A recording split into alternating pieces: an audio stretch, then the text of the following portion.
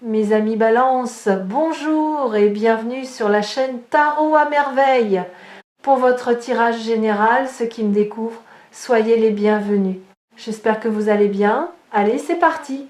En 10 ans, j'ai vu des milliers de messages. Des messages forts, des messages étranges. Des messages qui m'ont laissé silencieux pendant de longues minutes, le temps de comprendre ce que je venais de percevoir. Mais ce qui se présente aujourd'hui ne ressemble à rien de ce que j'ai rencontré. Pas par son intensité, par sa précision, et surtout par la manière dont il relie des éléments de votre vie que vous avez toujours cru séparés. Des fils que vous pensiez éparpillés au hasard et qui, vus depuis l'angle que cette lecture offre, forment un motif d'une cohérence stupéfiante. Imaginez une pelote de laine emmêlée, le genre de pelote que vous trouvez au fond d'un tiroir et dont les fils sont tellement enchevêtrés que vous hésitez entre la démêler et la jeter. Votre vie, ces dernières années, ressemble à cette pelote. Des fils partout, des nœuds impossibles, des directions contradictoires. Et chaque fois que vous tiriez sur un fil pour essayer de comprendre, un autre se resserrait ailleurs. La frustration de ne pas pouvoir démêler les choses vous a épuisé au point que vous avez commencé à croire que le chaos était votre état naturel, que les choses ne se connecteraient jamais, que la clarté était un luxe réservé à d'autres. Aujourd'hui, je vais tirer sur un fil, un seul, le bon. Et quand je le ferai, vous allez voir les nœuds se défaire les uns après les autres dans un ordre qui vous laissera sans voix. Premier nœud, la situation bloquée. Il y a dans votre vie une situation qui stagne depuis si longtemps que vous avez cessé de la considérer comme un problème. Elle est devenue un meuble, un élément fixe de votre paysage intérieur que vous contournez machinalement chaque jour sans plus le questionner. Cette situation concerne un domaine précis de votre existence. Vous savez lequel. Vous y avez pensé en entendant le mot bloqué. Votre esprit s'y est rendu immédiatement, comme un doigt qui appuie instinctivement sur un bleu. Ce blocage n'est pas ce que vous croyez. Vous pensez qu'il est causé par des circonstances extérieures, par le manque de moyens, par le mauvais timing, par l'attitude des autres, par une malchance persistante qui semble vous cibler personnellement, et ces facteurs sont réels, ils existent, mais ils ne sont pas la cause du blocage, ils en sont les symptômes. La cause est ailleurs, plus profonde, plus ancienne, et c'est en tirant sur ce premier nœud que nous allons la trouver. La cause, la vraie, est une croyance que vous portez sur vous-même, une croyance si ancienne, si intégrée dans votre fonctionnement, que vous ne l'apercevez plus comme une croyance, vous l'apercevez comme un fait, comme une loi naturelle, comme quelque chose d'aussi évident et indiscutable que la gravité. Et cette croyance dit, dans sa version la plus nue, « Je ne suis pas le genre de personne à qui ces choses arrivent. » Ces choses. La réussite durable, l'abondance sans lutte, le bonheur sans contrepartie, la reconnaissance sans sacrifice. Ces choses arrivent aux autres, pas à vous. Et cette croyance, par un mécanisme que le mental ne peut pas voir parce qu'il en fait partie, crée exactement les conditions qui la confirment. Elle filtre les opportunités, elle sabote les élans, elle transforme les possibilités en impossibilités avant même qu'elles aient le temps de se manifester. En tirant sur ce nœud, en exposant cette croyance à la lumière, quelque chose commence déjà à se desserrer. Pas dans votre situation extérieure, pas encore. Dans votre rapport à cette situation, vous commencez à voir l'espace entre le fait et la croyance. Et cet espace, aussi mince soit-il, est une fissure dans le mur. Et les fissures, vous le savez maintenant, sont les endroits par où la lumière entre. Il y a quelque chose de profondément libérateur dans le fait de nommer cette croyance.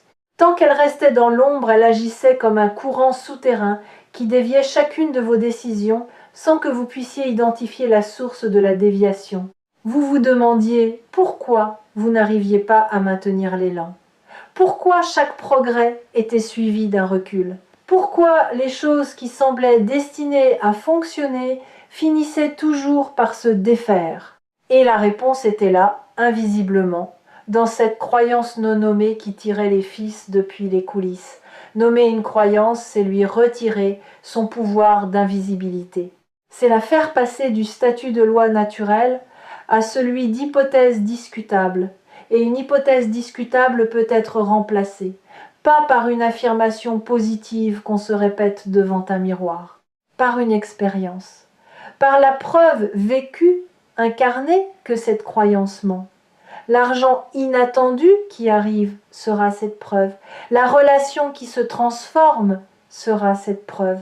Chaque nœud qui se défait sera un démenti concret de la croyance qui vous limitait. Et les démentis accumulés finiront par peser plus lourd que la croyance elle-même. Jusqu'au jour où elle s'effondrera sous le poids des preuves contraires et où vous réaliserez qu'elle n'était jamais un fait, juste une histoire que vous aviez oublié de remettre en question. Deuxième nœud, celui que le premier libère. Quand le premier nœud se desserre, un deuxième apparaît, plus petit, plus subtil, mais directement relié au premier par le même fil. Ce deuxième nœud concerne une relation, pas nécessairement une relation amoureuse, une relation qui vous définit, qui occupe un espace disproportionné dans votre carte intérieure, une relation dont vous ne parlez pas souvent, mais à laquelle vous pensez constamment. Et voici ce que le deuxième nœud révèle quand il se dessert. La dynamique de cette relation est le miroir exact de votre croyance fondamentale. Si vous croyez que vous n'êtes pas le genre de personne à qui les bonnes choses arrivent, alors cette relation reproduit cette croyance. Elle vous place dans un rôle qui confirme cette identité. Le rôle de celui qui donne sans recevoir, de celui qui attend sans être attendu, de celui qui comprend sans être compris. Ce n'est pas l'autre qui vous a assigné ce rôle. C'est vous qui l'avez endossé, automatiquement, inconsciemment, parce que ce rôle est cohérent avec votre croyance. Et la cohérence, même douloureuse, est préférée par le mental à l'incertitude du changement. Mais regardez maintenant, le deuxième nœud est desserré et avec lui, le rôle que vous jouiez dans cette relation commence à vaciller, pas à disparaître, à vaciller, comme un acteur qui, en pleine représentation, commence à douter de son texte, qui sent que les mots qu'il prononce ne sont pas les siens, que le costume qu'il porte n'est pas le bon, que la scène dans laquelle il joue n'est pas celle où il devrait être. Ce vacillement est le signe que quelque chose de fondamental est en train de bouger, pas en surface, en fondation. Troisième nœud, l'émotion enfouie. Plus profondément dans la pelote, là où les fils sont les plus serrés, se cache un nœud émotionnel. C'est le nœud le plus ancien, le plus dur. Celui que vous avez serré vous-même il y a très longtemps, pour empêcher quelque chose de sortir. Et ce quelque chose, c'est une colère. Pas la colère bruyante et explosive que les gens voient. La colère silencieuse. La colère de celui qui sait qu'il mérite mieux mais qui a choisi de se taire. La colère de celui qui a ravalé tellement de noms qu'il forme une boule compacte dans sa gorge. La colère de celui qui a souri quand il aurait dû crier. Vous savez exactement de quoi je parle. Vous pouvez probablement identifier les moments précis. Ce dîner où vous avez accepté l'inacceptable avec un sourire. Cette réunion où vous avez laissé quelqu'un d'autre prendre le crédit de votre travail. Cette conversation où vous avez dit « ce n'est pas grave » alors que c'était grave. Chacun de ces moments a ajouté une couche à ce nœud. Et chaque couche a renforcé la croyance que votre rôle dans ce monde est de supporter plutôt que d'exiger, de comprendre plutôt que d'être compris, de pardonner plutôt que de poser des limites. Mais voici ce que la colère enfouie essaye de vous dire depuis tout ce temps. Elle ne dit pas « détruis tout », elle dit « respecte-toi ». Elle dit « ce que tu as accepté ne correspond pas à ce que tu mérites ». Elle dit « le sourire de façade a assez duré, et cette voix, loin d'être votre ennemie, est votre alliée la plus fidèle. C'est la gardienne de votre dignité, et elle crie parce que vous avez ignoré ses murmures pendant trop longtemps. Cette colère n'est pas mauvaise, elle n'est pas destructrice, elle est informative. Elle vous dit exactement où se trouvent vos limites véritables. Et le fait qu'elles soient enfouies depuis si longtemps signifie que vos limites véritables n'ont jamais été exprimées. Que vous avez vécu en dessous de vos propres standards. Que vous avez accepté ce que votre être profond refusait quand ce troisième nœud se desserre, et il est en train de se desserrer en ce moment même. Cette colère ne sort pas en explosion, elle sort en clarté, en une vision soudaine et nette de ce que vous ne tolérerez plus, de ce que vous exigerez désormais, de la place que vous prendrez dans votre propre vie. Et cette clarté, née de la colère transformée, est une force que rien ne peut arrêter, parce qu'elle ne vient pas du mental, elle ne vient pas de la volonté, elle vient du lieu le plus authentique qui existe en vous, le lieu où votre vérité attend depuis toujours. Quatrième nœud. La connexion invisible. Voici quelque chose que 10 ans de pratique m'ont appris et que cette lecture confirme avec une force inhabituelle. Les nœuds de votre vie ne sont pas isolés, ils sont reliés par le même fil. La situation bloquée, la relation déséquilibrée, la colère enfouie, ces trois choses ne sont pas trois problèmes séparés, nécessitant trois solutions différentes. Ce sont trois manifestations d'un seul et même nœud originel, et ce nœud originel, c'est votre rapport à votre propre valeur. Quand une personne ne connaît pas sa propre valeur, tout dans sa vie se calibre en dessous. Les finances se calibrent en dessous. Les relations se calibrent en dessous. Les ambitions se calibrent en dessous. Et cette sous-calibration devient si normale, si habituelle, si intégrée dans le fonctionnement quotidien, qu'elle disparaît du champ de conscience. On ne voit plus qu'on vit en dessous de soi. On pense que c'est le plafond alors que c'est le plancher. Laissez-moi vous donner une image concrète. Imaginez un musicien extraordinaire qui jouerait toute sa vie sur un instrument désaccordé. Il compenserait. Il s'adapterait, il trouverait des manières de produire de la belle musique malgré les fausses notes. Et les gens autour de lui seraient impressionnés parce que, même avec un instrument désaccordé, sa musique serait meilleure que celle de la plupart. Mais lui, quelque part, sentirait que quelque chose cloche, que le son n'est pas celui qu'il entend dans sa tête, que la musique qu'il porte en lui est plus belle que celle qui sort de ses doigts. Et cette frustration sourde, cette sensation de ne jamais atteindre son propre standard, le suivrait partout. Vous êtes ce musicien. Et votre instrument, c'est votre vie. Votre vie calibrée en dessous de votre valeur, jouée en dessous de votre potentiel, vécue en dessous de ce que vous portez en vous. Et le chamboulement dont parle cette lecture, ce n'est pas de changer de musique. C'est d'accorder l'instrument, de régler chaque corde à la bonne tension, pour que ce qui sort corresponde enfin à ce qui vit dedans, pour que le son extérieur reflète la symphonie intérieure. Ce réaccordage va se produire, il a déjà commencé, chaque nœud défait est une corde réaccordée, et quand la dernière corde sera en place, la musique qui sortira de votre vie vous laissera vous-même stupéfait. Ce que cette lecture révèle, et c'est pour cela qu'elle est unique en 10 ans, c'est que votre plafond perçu est votre plancher réel. Que ce que vous considérez comme votre maximum est en réalité votre minimum. Que tout ce que vous avez construit jusqu'ici, aussi impressionnant que cela puisse sembler vu de l'extérieur, a été construit avec un bras attaché dans le dos. Et imaginez, juste une seconde, ce que vous pourriez construire avec les deux bras libres. Si cette vidéo vous a trouvé ici sur Tarot à merveille, c'est que le moment de détacher ce bras est arrivé.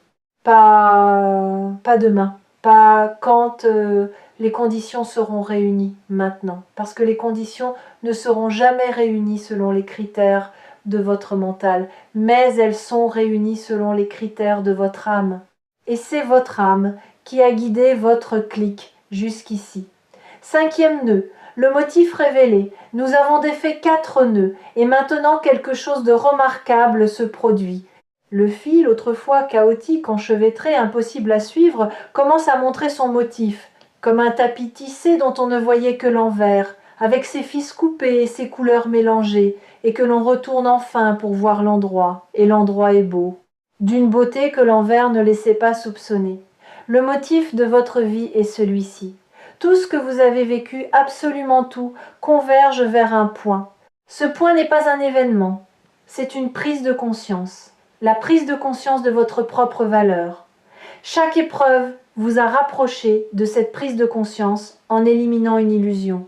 L'épreuve financière a éliminé l'illusion que votre valeur dépend de ce que vous possédez. L'épreuve relationnelle a éliminé l'illusion que votre valeur dépend de ce que les autres pensent de vous. L'épreuve de la colère enfouie a éliminé l'illusion que votre valeur se préserve en la cachant. Et maintenant, sans ces illusions, ce qui reste est nu, brut, irréductible. Votre valeur telle qu'elle est, sans condition, sans justification, sans la permission de personne. Laissez cette phrase résonner, sans la permission de personne. Combien de fois avez-vous attendu cette permission ? Combien de décisions avez-vous reportées parce que quelqu'un n'avait pas encore validé votre choix ? Combien de rêves avez-vous rangés dans un tiroir parce que les gens autour de vous ne les comprenaient pas ? La permission que vous attendiez n'a jamais existé en dehors de vous. Elle n'a jamais résidé dans le regard de l'autre, dans l'approbation d'un parent, dans l'encouragement d'un ami, dans le feu vert d'un supérieur. Elle a toujours été dans votre propre cœur, battant, disponible, attendant que vous la réclamiez. Réclamez-la maintenant, pas en la demandant, en la prenant, comme on prend une respiration, naturellement. Parce que c'est votre droit le plus fondamental, et c'est cette valeur nue qui va tout chambouler. Parce que une personne qui connaît sa valeur ne vit plus de la même manière. Elle ne négocie plus les miettes. Elle ne mendie plus l'attention. Elle ne s'excuse plus d'exister pleinement. Elle prend sa place, toute sa place. Et quand elle prend sa place, le monde autour se réorganise. Pas parce qu'elle force quoi que ce soit, parce que sa simple présence, ancrée dans la certitude de sa propre valeur, modifie l'équation. Les finances se réajustent parce que vous cessez de sous, évaluez ce que vous offrez. Les relations se rééquilibrent parce que vous cessez d'accepter les dynamiques qui vous diminuent. Les opportunités apparaissent parce que vous cessez de vous rendre invisible par peur de déranger. Tout bouge, pas d'un coup, comme une réaction en chaîne, domino après domino, nœud après nœud, jusqu'à ce que la pelote entière soit démêlée et que le fil, enfin libre, puisse tisser quelque chose de nouveau. Ce que cette lecture chamboule n'est pas un domaine de votre vie. C'est le fondement sur lequel tous les domaines reposent, votre perception de vous-même. Et quand le fondement bouge, tout ce qui est posé dessus bouge avec lui. Ce qui va se manifester dans les semaines à venir sera le résultat direct de ce mouvement fondamental. Des changements que vous ne pouvez pas encore prévoir parce qu'ils viennent d'un lieu que votre mental ne contrôle pas, un appel inattendu, une proposition improbable, un montant qui apparaît d'une source que vous n'aviez pas envisagée, une personne qui revient ou qui arrive et dont la présence va confirmer par sa manière de vous regarder que la valeur que vous commencez à vous reconnaître est visible aussi de l'extérieur. Et au-delà de ces événements ponctuels, c'est votre quotidien tout entier qui va changer de saveur. Les matins vont avoir un goût différent. Non pas parce que le café est meilleur, parce que vous vous levez pour une vie qui vous ressemble un peu plus qu'hier. Les conversations vont prendre une densité nouvelle. Non pas parce que les gens autour de vous ont changé, parce que votre manière de les écouter, de leur répondre, de vous positionner dans l'échange a changé. Même les problèmes, quand ils se présenteront, vous sembleront différents, pas plus petits, plus gérables. Parce qu'un être humain qui connaît sa valeur aborde les difficultés depuis un lieu de solidité, pas depuis un lieu de panique. Et la solidité transforme chaque obstacle en défi plutôt qu'en catastrophe. Les habitués des lectures partagées sur Tarot à merveille savent que certains messages sont des murmures et d'autres sont des cris. Celui-ci est un cri, pas un cri d'alarme, un cri de naissance, le cri de quelque chose qui émerge après avoir été trop longtemps contenu, et ce quelque chose, c'est vous. La version de vous qui existait sous les nœuds, sous les croyances, sous les rôles, sous les silences accumulés, la version originale, celle d'avant la pelote. Voici ce que je veux que vous fassiez. Non pas un rituel, un engagement, pas envers l'univers, envers vous-même. L'engagement de ne plus tirer les nœuds vers le bas quand ils commencent à se défaire.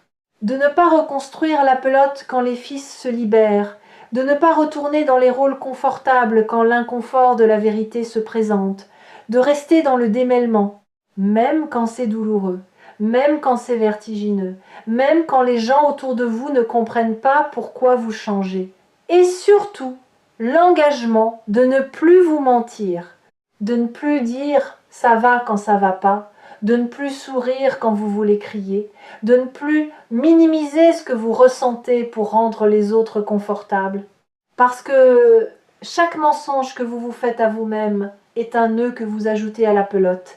Et vous avez assez de nœuds. Vous n'avez pas besoin d'en fabriquer de nouveaux au moment même où les anciens se défont. La vérité est votre fil conducteur désormais, pas la vérité philosophique ou abstraite, la vérité quotidienne, celle qui se pratique dans les petits choix, dans les conversations ordinaires, dans la manière dont vous vous tenez quand personne ne vous regarde. Cette vérité-là est la seule force capable de garder les fils démêlés, de maintenir le motif visible, de protéger la beauté de ce qui se révèle. Vous changez parce que c'est l'heure, pas parce que les circonstances l'exigent, parce que votre être l'exige, parce que la version de vous qui vivait dans les nœuds est arrivée à sa date d'expiration. Et la nouvelle version, celle qui émerge en ce moment, ne connaît pas les limites de l'ancienne, elle ne les reconnaît pas, elle ne les respecte pas. Elle les traverse comme on traverse un rideau de fumée, avec la certitude que de l'autre côté il y a l'air libre. L'air libre, c'est ce que cette lecture vous offre. Pas une promesse, pas une prédiction, de l'air, de l'espace, la possibilité de respirer pleinement pour la première fois depuis que les nœuds se sont formés. Et une fois que vous aurez respiré cet air, une fois que vos poumons auront goûté à cette expansion, vous ne pourrez plus revenir à la respiration étroite d'avant. Le corps refuse de reculer quand il a connu l'espace. Le cœur refuse de rétrécir quand il a connu l'ouverture. L'esprit refuse l'obscurité quand il a vu la lumière. Vous êtes à la charnière. Ce moment exact où l'ancienne version de votre vie et la nouvelle se regardent en face. L'ancienne est familière, confortable dans son inconfort, prévisible dans ses déceptions. La nouvelle est inconnue, vertigineuse, pleine de possibilités qui vous effraient autant qu'elles vous attirent. Et le choix entre les deux n'est pas un choix intellectuel, c'est un choix qui se fait dans le ventre.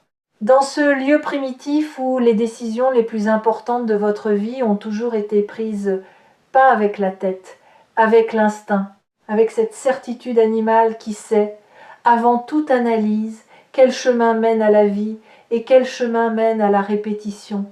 Votre instinct a déjà choisi, vous le sentez.